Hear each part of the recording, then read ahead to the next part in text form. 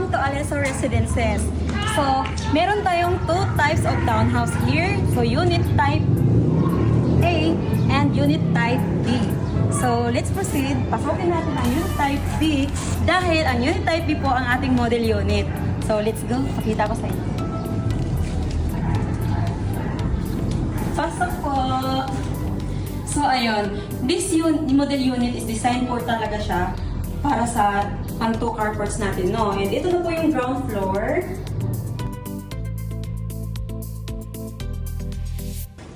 So, ito naman po yung ating kitchen. Naka-granite po ang ating countertop. And meron kang overhead cabinet and meron din po sa baba. Ang space sa likod. Ito naman po ang iyong house ventilation and your service area. Pwede mo siyang i-convert into dirty kitchen in the future. This way is our toilet and bath. So, spacious na po yung toilet and bath. Mayroon na po siyang mga fixtures upon turnover.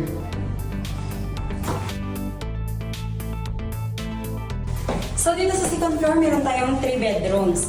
So, bedroom, masters, room 1, room 2. So, unahin na po natin kaagad ang master's bedroom.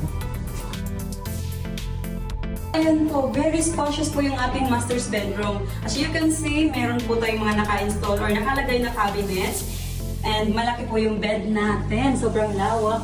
And, eto, meron ka pa rin bedside table. May space ka dito, may space ka pa dyan. So, it's up to you kung paano mo siya pagandahin.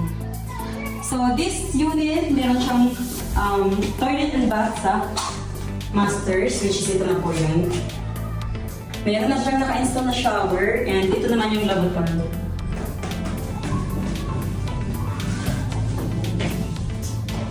Toilet bowl mo yan dyan. And tara, puntahan natin ang dalawang pang room. Unahin natin ang second room.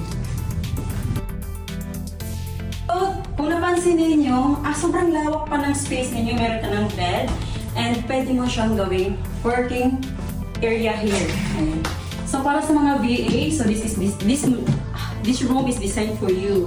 So, pwede dito ka na mag-work. So, ayan. So, by the way, every rooms here, meron na po siyang provisions for the aircon.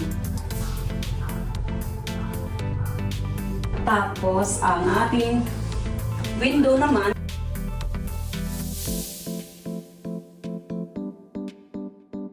so ayan, so kung napansin niyo yung room kasi na to is design siya para sa kids. So very minimal lang po yung design natin. Pero kung napansin niyo, meron pa po silang area talaga para makapaglaro. So ito, bed area nila.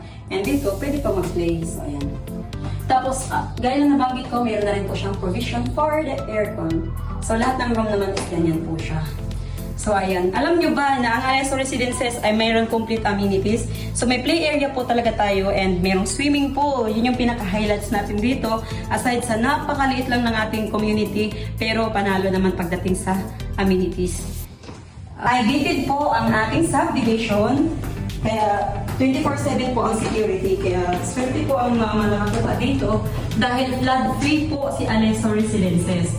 So for now, sobrang konti na lang po yung units natin dito. Meron na lang po tayong 5 units na available.